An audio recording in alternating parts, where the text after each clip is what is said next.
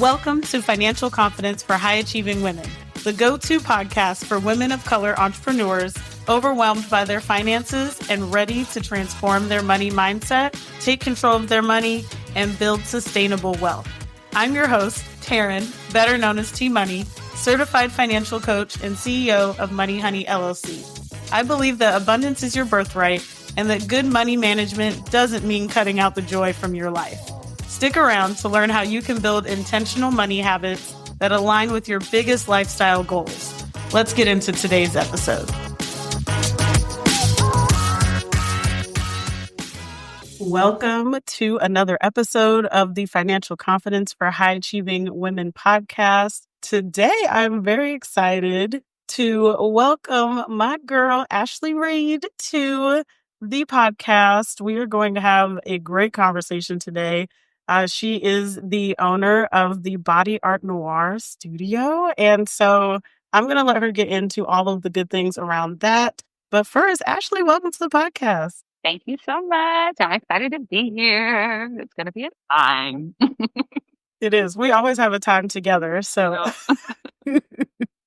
so can you tell my lovely audience a little bit more about you and the studio and just all the things? Of course I can. My name is Ashley Reed, and I own a yoga studio in Inglewood, California.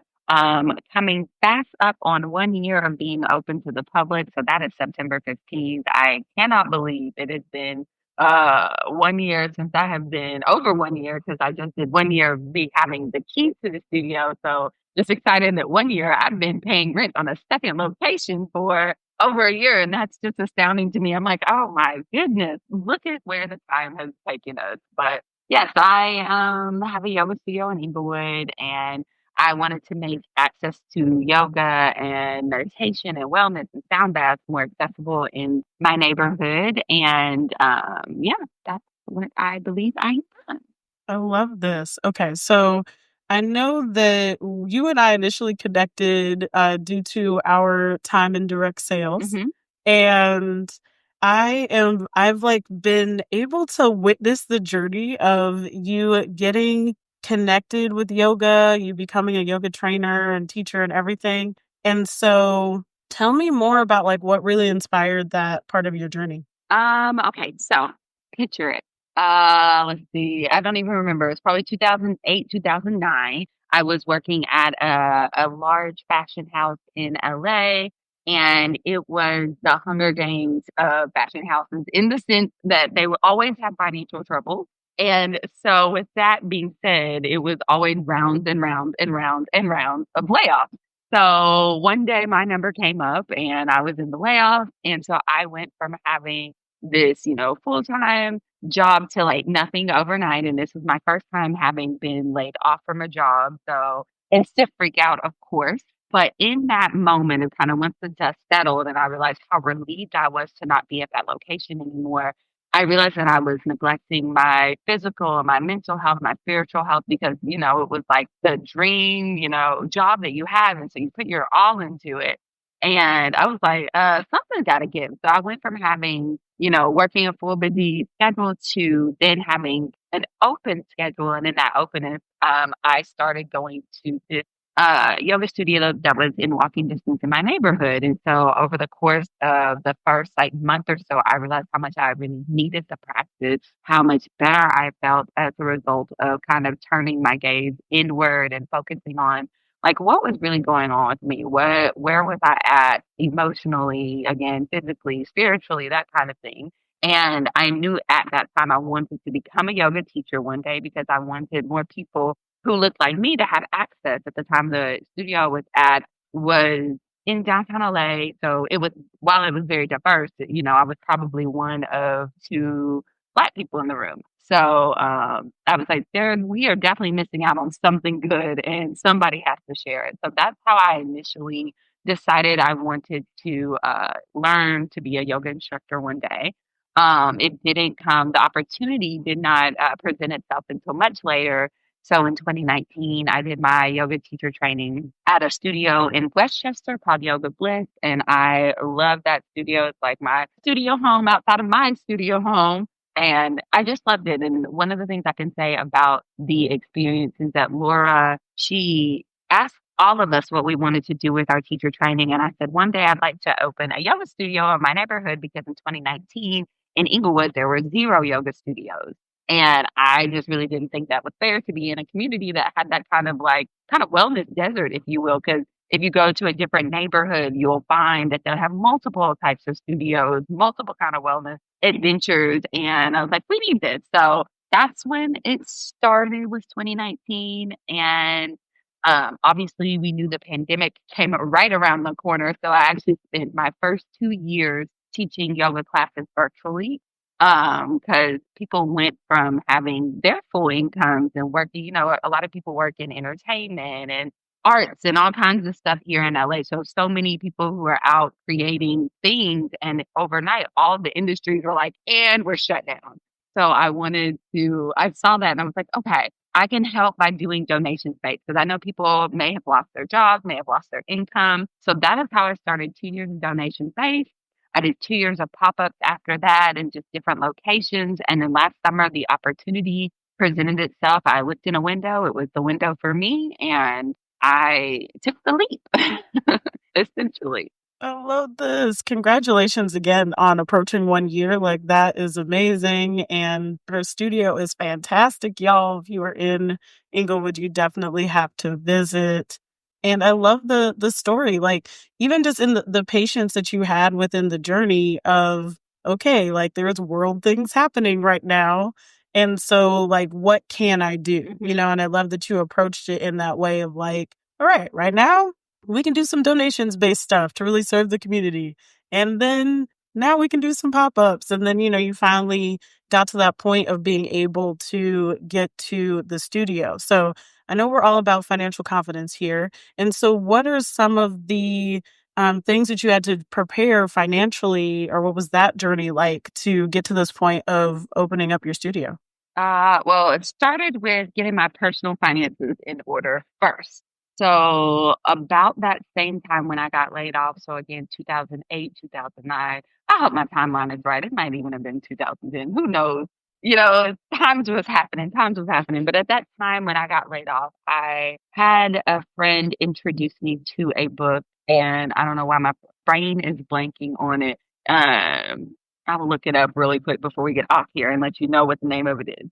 But it's by Dream Person Lynn.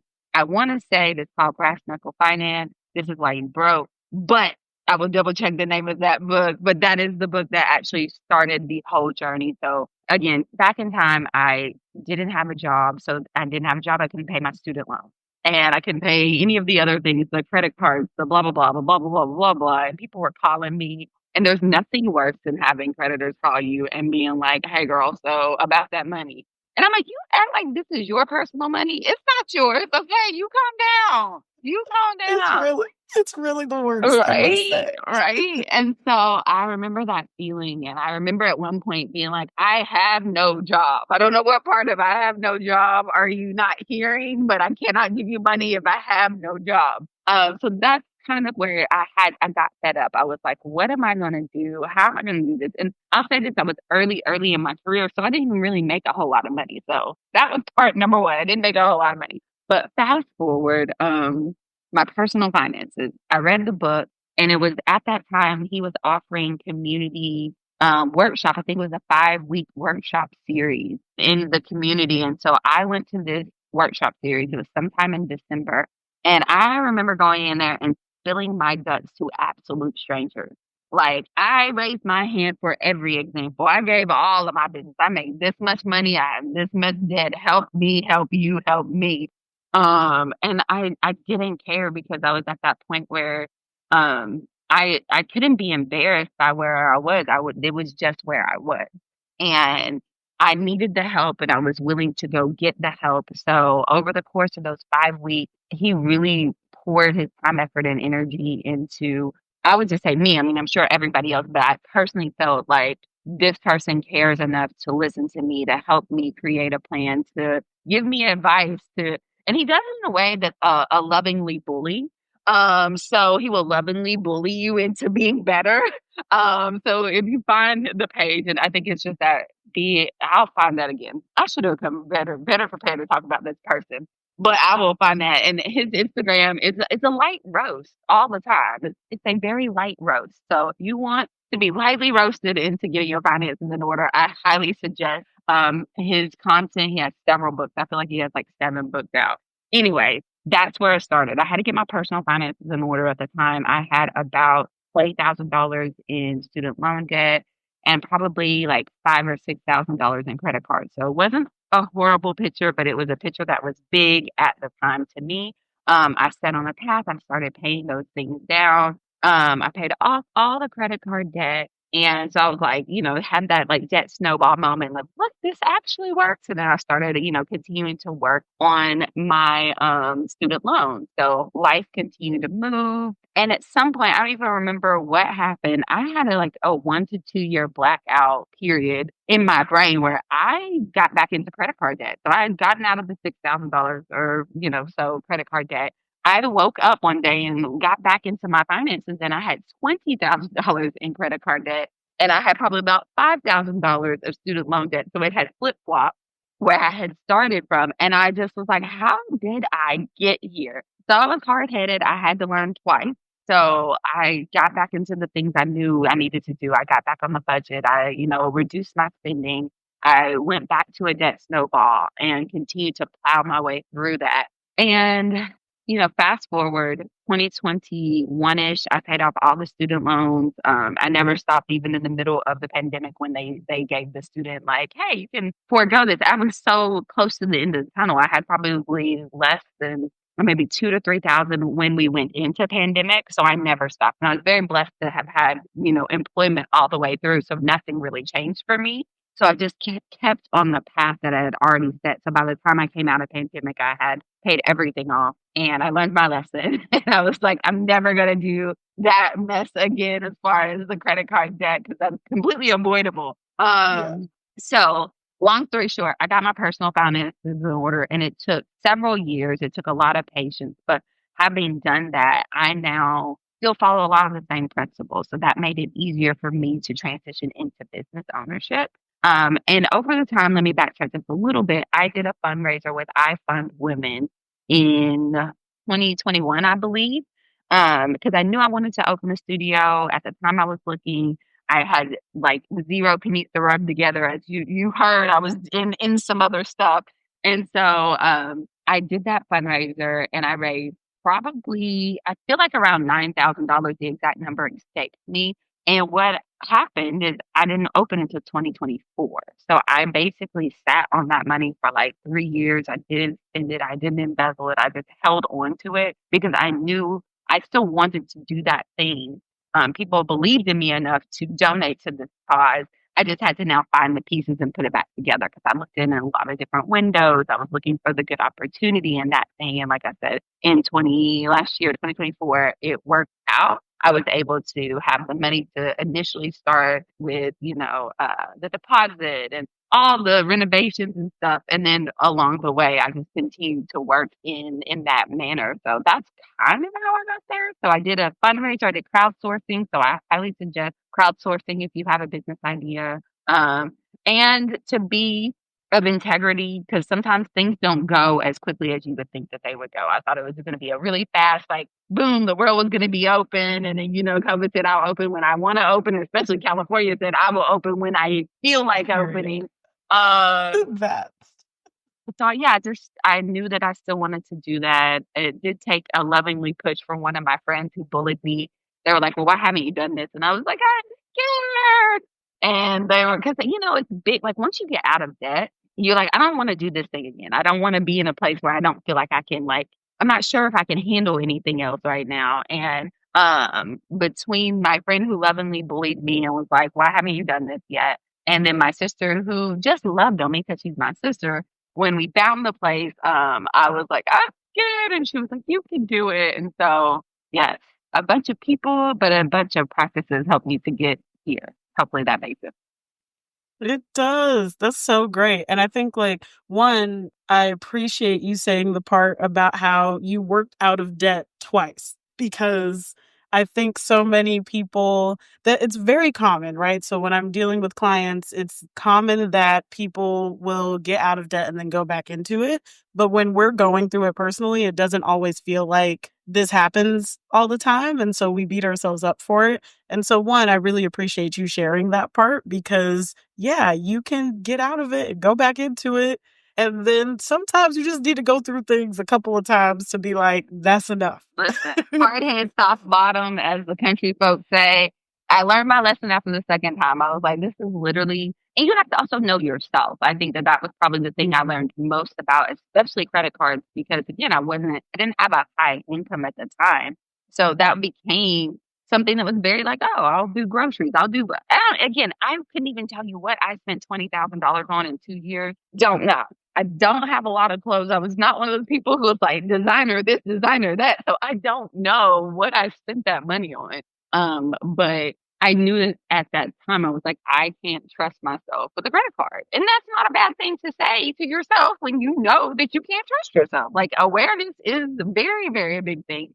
Now I'm much better. I still don't tend to lean on it at all. If I do now budgeting, like line item budgets of things, like I know I have a vacation fund, so I might put it on the credit card, but the cash comes right out, goes right to that credit card, and then we are still nice and even, nice and at, lower than 1,000. And that makes me proud to be here several years later and be on the path still and still being diligent about it.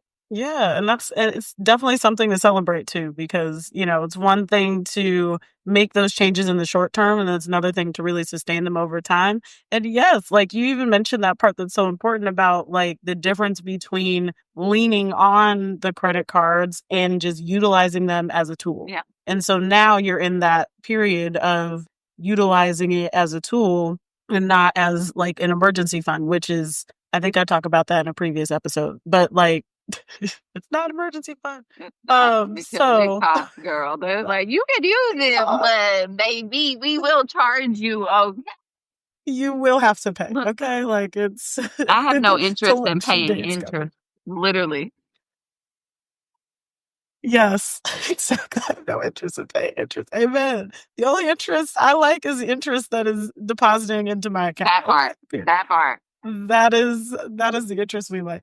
And thank you so much too about sharing the part around the crowdfunding. Like, I think that's something that is so good for business owners to hear, especially as an alternative method of getting money for, ideas for a business or even ideas within your current business. Mm-hmm. So you said you did that through I Fund Women, right? Mm-hmm. Yeah. That's so good. Oh, we love it. Okay. So let's get into a little bit of the good stuff. So when you found the location here and you were like, okay, this is the location I want to have for my yoga studio, what did you have to do next? So like walk me through, I know it's don't feel real basic, but like walk me through the steps of like what happens. Cause I know that we have some women here who are like, I want to open up my own yoga studio or I want to open up, a storefront. Mm-hmm. Like, what does that look like?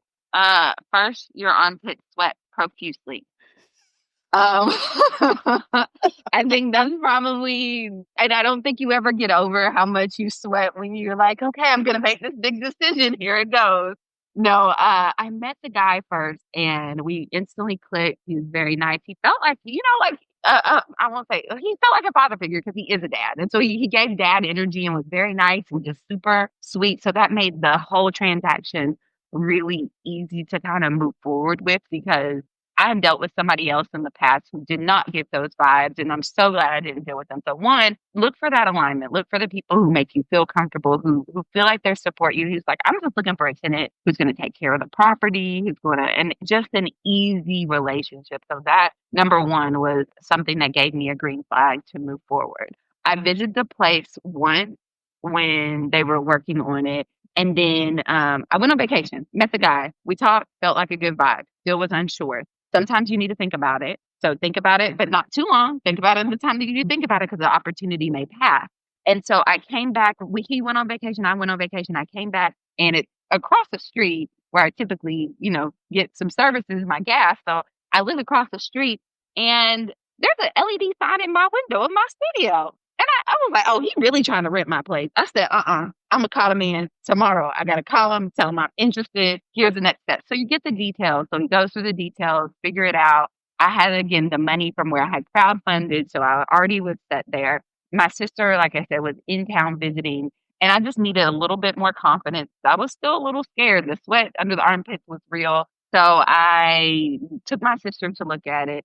And again, have yourself a cheerleader, somebody who believes in you, who loves you, who supports you, who also will tell you the truth as well. And that is 100% my sister. She was like, you can do it, because she had just finished her own entrepreneurial journey. Well, not finished, but in her own entrepreneurial journey. And she was like, you helped me when I was doing this thing, so I know you can do it. So that really helped, having somebody who was who just gave you that little boost that you needed when you're scared. Did the paperwork, and then I started the renovation. I think it took me probably 3 weeks before I really got into it, because it was summer, it was high summer. This was something I wasn't planning on doing. It just literally, the opportunity was like now, and I was like, okay. And then I had to figure out like what was next, because I had no handy experience. I am not a handy woman. Although I became a Barbara the Builder over the course of the time that I was putting it together. I just asked my friends. I use social media in a very kind of like stealthy way. I'd be like, hey, if you like to paint, hit me up. I have a project. And that's how I ask people to help me paint my studio. And I'd be like, okay, when I'm saying this, I mean, I'm painting walls. I'm not painting art. And they'd be like, yes, people find that therapeutic. And God bless the people who find it therapeutic. I put that on like a Saturday. And then the very next day, the people showed up and helped me paint. The same thing. I'm like, hey, I'm at the studio. I'm cleaning up. Or, it kind of alluded to it. So it lived in my stories. People didn't know, because even then I was still kind of scared to say, like, I'm actually opening a studio, even though I had actively put my money down. I had actively started buying things for this. I had actively started like renovating this thing again as a non-Barbara the Builder, but a now Barbara the Builder who did this. So that's kind of what I did. I just took the necessary steps. I looked over all of the information, made sure that it was in compliance, and that it worked for both of us, and that we were both getting a good relationship out of the business deal with me and the property owner.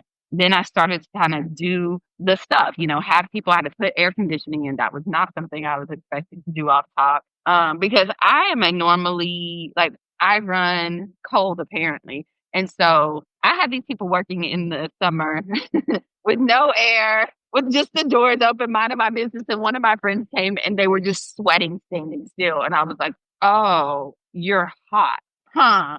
So I had to get air conditioning and all that stuff. And it's like you just take the necessary next steps. And that's really all I think of, is like I just kept moving forward one step at a time. When it started, before I even had the physical space, it started with getting an Instagram handle, which also felt sweat stains under the armpit. That felt that way. I remember starting the website and feeling sweaty. I remember going into crowdfunding and feeling sweaty. And so every step along the way, you have those moments where you're like, oh, I'm scared, I'm not ready. But then you just have to do it. And the more that you do it, the more that I think it shows up and it starts to really manifest and come together in a way that just is, for me, and I can't speak for everyone, it was easier than I thought it would be. Oh, I love this. There's so many nuggets within there. First of all, the Barbara the Builder thing really almost took me out. Barbara the Builder.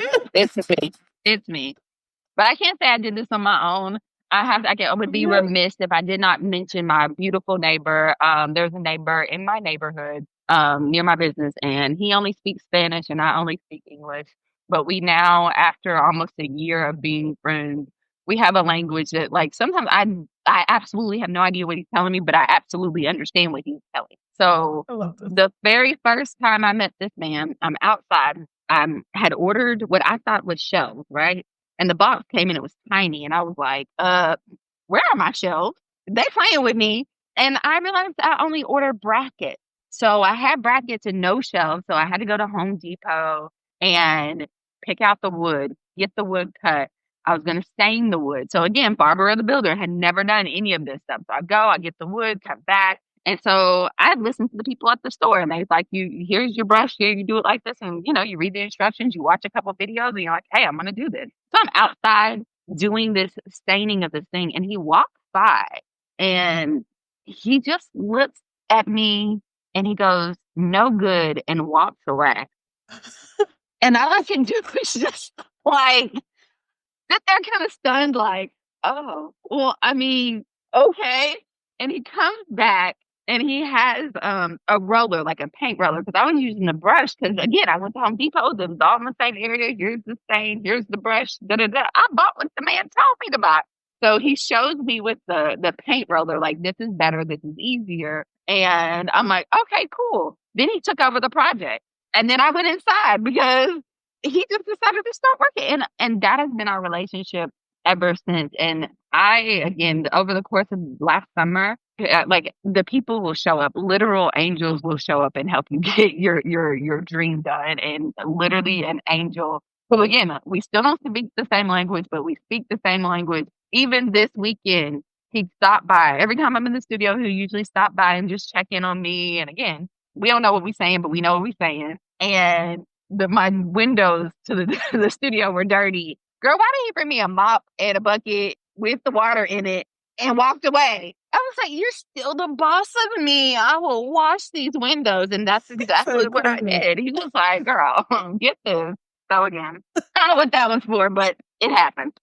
I love that. I love that. I think like there's so, like I said, there's so many things, but like one of the things that stood out to me the most as you were talking about how it all came together is really the use of social capital, right? So like we often downplay that, or we think like, oh, what people are going to think certain things if I actually say like, hey, I need help with this, like this might feel very basic to you, but it could be very important to me. And so I love that you actually reached out. You said, hey, I need help. And you just did what you could do, right? Like what you knew to do in the moment, like utilizing what we have. And I think that sometimes, especially as I talk to newer entrepreneurs, they're like, I need to have X, Y, and Z all set up before I get help or before I take this step.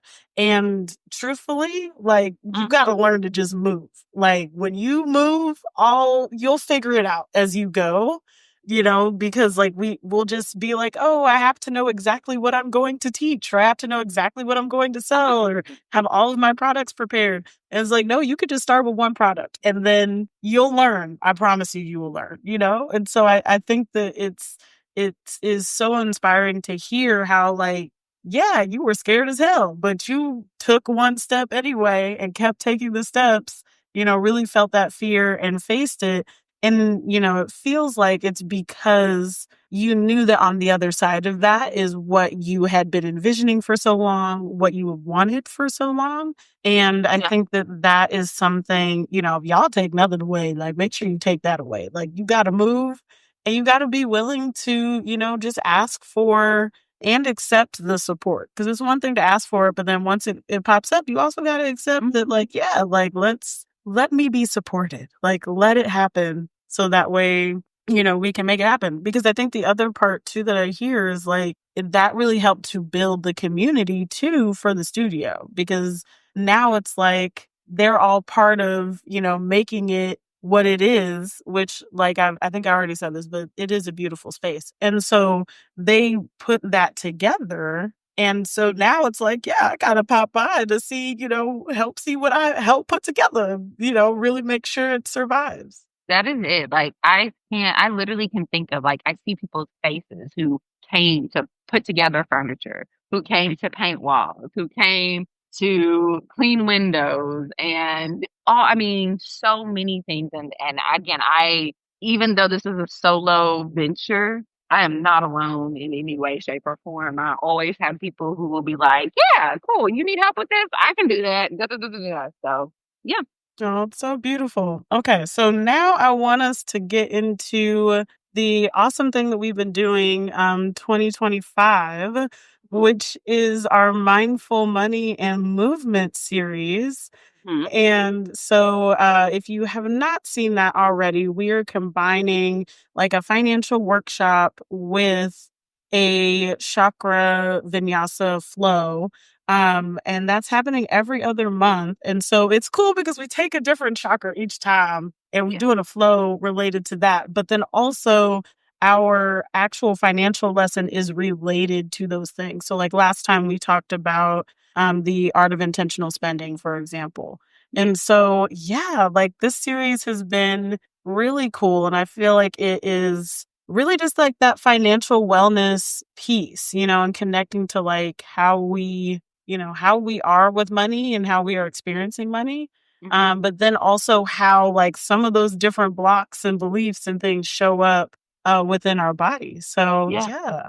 It's been fun. I think that I'm really excited to, again, we know each other from our past lives and future lives is still kind of like interweave all the time. And this has just been such an exciting space to even start and to create. And I'm excited about the remaining sessions for the rest of the year. And I'm hoping that, the people who are supposed to be there find their way, find, the message and find their way to the space because this is just a bigger part of our wellness as anything else. Like sometimes people only think about, maybe wellness is very physical, going to the gym, eating healthy food, that kind of thing, doing your cardio. But I know for a fact, like the financial responsibility or the financial component of it is just as important because when you feel like you can take care of yourself, and it's very like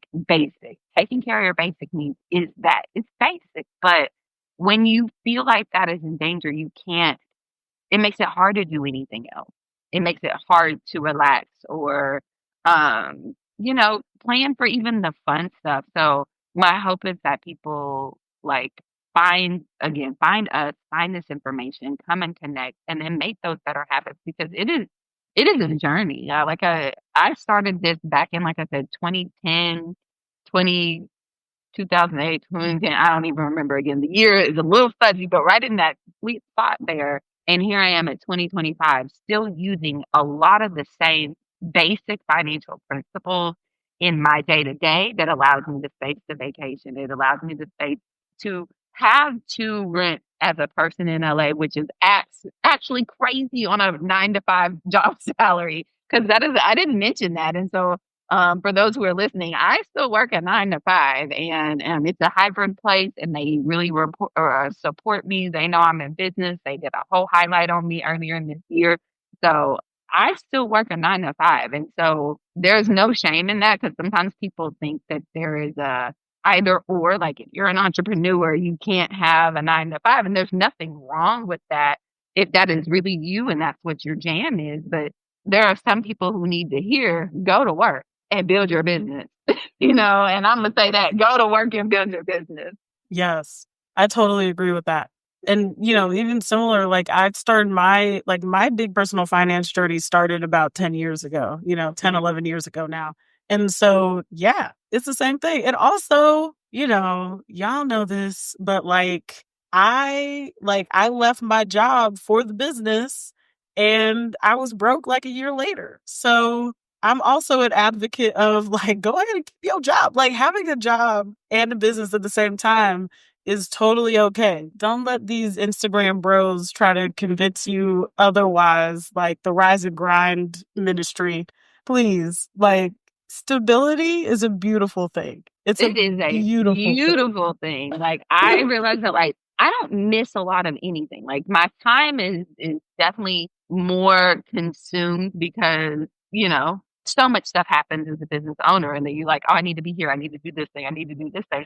I am becoming a social media girly in a way that a little fake content creator. I'm doing the best I can with what I got, as the people would say.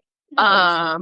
But it is exactly that, and so it allows me the space to continue to do the things. I'm still traveling, although it's a little abbreviated from the previous years when I didn't have this thing, but it's absolutely like having a new baby. Even though I've never had one of those, so don't quote me, but quote me. You know what I'm saying?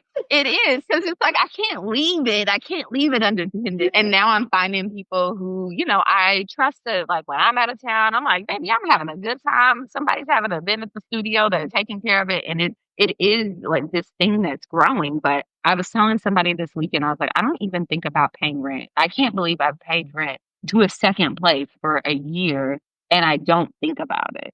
And that is like, I never, especially when I first opened and I was paying the majority of the rent out of my account, I don't even think that I thought it would be a thing. And I will say that this month, and I'll share this because this is a victory. This month is the first month I have not put a single dime into my rent. Oh. So, it does take a while. It takes a while because, most people don't turn profit for 5 years. Most businesses don't turn profit. And while I'm not saying I'm turning profit just yet, the amount that I've been contributing has dropped and dropped and dropped every month as this continues to grow. So this is the month that I'm like, baby, all the money stayed in my savings account. Yes, yes. So exactly. I'm excited about that. And so again, like it takes time. It's not something that is instant. But, with staying the course, it's gonna come. And I know in the next few months coming up, it will turn from that, like, okay, we may rent to, ooh, there's some profit in here. So it is coming. It's on the way. I feel it, and I know that that's where it is. But you have to do the tough part to get to the part where it flows. Yes. Oh, congratulations. Turn up for celebrating this on the podcast too, period. We doing the dance. Y'all can't see it, but we're dancing. I love this so much. That is such an underrated milestone for real. Like when you're starting to people always want to talk about the profit part, but honestly, that first step is really covering the expenses. Yep. And not having to, have to put in the owner's capital and stuff to make it happen. Like covering your expenses is so exciting. We are not downplaying that here. We celebrate that all the way because it's a beautiful place to be. And yes, girl, hit that dance, do your dance. No dancing. And I will dance for the rest of this month, but I can't dance too hard because you got to do it all over again, okay? That's the one thing about it. That's the one thing about it, because as soon as the month is over, you're like, whoo, that felt great. Here we go again, And now we got to run it back. But and I say that to say, because it's July. Let me tell you, 4th of July, nobody did no work from the 1st to the 5th. I would say that. You know what I'm saying? Like, I was working, but, it was the weekend. It was long. I had holiday from work and, also the actual holiday. And so there was that.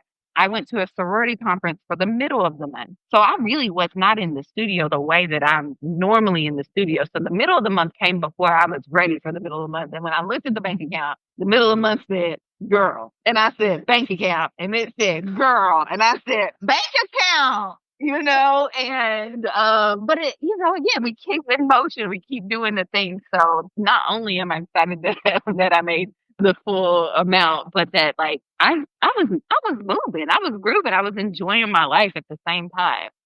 So yeah. Yes, we love an example of how you can have both.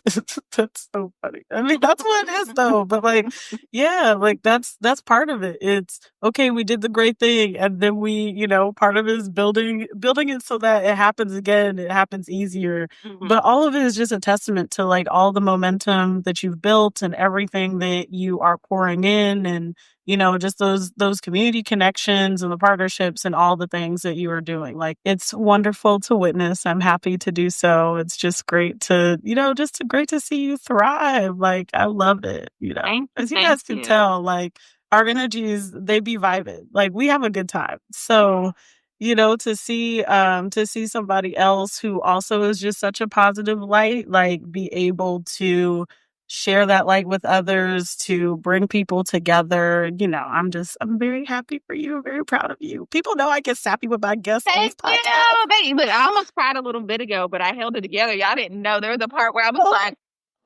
and I'm like, okay, get it back together. Let me relax my shoulders. Let me get a little breath on. But no, I think it's equally so, because again, we go back so long ago, and although our lives, we probably spent more time together when we were in the middle of that, and now we're kind of in doing our own things. But I think even just watching you build your brand, hello, somebody got a $50,000 grant. I'm next in line. Okay, that's the next thing that I want to know, because I haven't even ventured into that area. So I know that that's the next thing that's on my to-do list. Because again, when you're doing the business, I'm the social media manager, the communications, I plan all the programming, all of that stuff. So I know that grant route is next, but that is, again, nothing to sneeze at. That's a huge accomplishment to have that kind of support and be able to take this and take it further and reach more communities and help more people. So the same thing to you, having just come back from your retreat. I love that. That is one of the things I live for is travel, and then being able to use your love of travel and your love for helping people find their financial path is amazing. So again, the love and the light in me sees the love and the light in you, because sincerely, like, I think that is so major, because I care so deeply about, and I didn't say this yet, but I'm going to say it now. I care so deeply about women, particularly women of color, particularly Black women, getting their finances together, because when you do, it opens up the world in a way that I don't think that, like, in a way that's just, it's astounding. It's astounding to be like, I can do what I want to do and how I want to do it. Obviously, there's still limitations, because I still work. I still have these things that I have to do, but it allows me the space to be like, I get to choose to, have my gym membership and to also travel. I'm taking my sister on her first international trip next year. My baby sister's going with me on her first international trip, getting her first passport. That is major. And I'm, again, grateful for all the things with my job and then my business, but being able to do that and share that experience with her is amazing. So I say all of that to say that is the very same thing that you are pouring into other people, allowing them to give those experiences to their family members or their friends or whoever their important people are. Oh, I love it. Yeah, like that is the perfect example of like why I do what I do. Because yes, when women have money and when women are confident with their ability to manage their money, utilize their money, spend their money, all the things, right? Like we automatically do a greater good. We are pouring into others. You are getting your sister some passport stamps. Okay, period. Like helping somebody to see the world and gain a new perspective on their life. Like that's it. Yeah. That's why we do the things. So thank you. I greatly receive all of the love and light that you shared. We out here, we went from dancing, now we're crying. I just, we're just experiencing the whole range. That's it. That's it. Of this podcast today. I love it. Oh, so as we wrap up, go ahead and tell the people where they can find you. And then I'll tell you guys right after about our next couple mindful money and movement events that we have for this year. Okay. So you can reach me at all things Body Art Noire, and it's spelled BODYARTNOIRE. That's at TikTok. That's at Instagram. That's also at Facebook. You can find me there. And then it's also my website. So literally all things Body Art Noire. Find me on places and the things. Yes, that's where you can find her. And then, like I said, if you are in Inglewood, California at any point and you would like to do some yoga and experience some yoga, okay, please go over and visit the studio. It's a beautiful space. And if you would like to be there with both of us at the same time for Mindful Money and Movement, our next session is taking place September 14th at 2 p.m. So we're doing money systems to build wealth and a solar plexus vinyasa that day. And then our last one for the year will be November 9th at 2 p.m. And that one we're doing a holiday shopping plan and the heart chakra vinyasa. So we have both of those happening. You can get tickets for those at bodyartnoire.com. I will be linking that in the show notes, as well as some of the other things that we mentioned today. And so thank you so much, Ashley, for joining us and sharing your story. And I will catch you all on the next episode. Thank you for tuning into this episode of the Financial Confidence for High Achieving Women podcast. I hope the insights shared in this episode have inspired you to take one small action step toward a more empowered relationship with money. If you're ready to take control of your finances like the rich bitch you are, I invite you to book a 90-minute Organize Your Money Honey intensive with me. You'll walk away with a crystal clear financial plan, a budget you'll actually stick to, and actionable steps to start saving and investing faster. head to the link in the show notes to book your spot. I'm so grateful to be part of your financial journey, and I can't wait to see all the incredible moves you'll make. Thank you for listening, and I'll catch you in the next episode.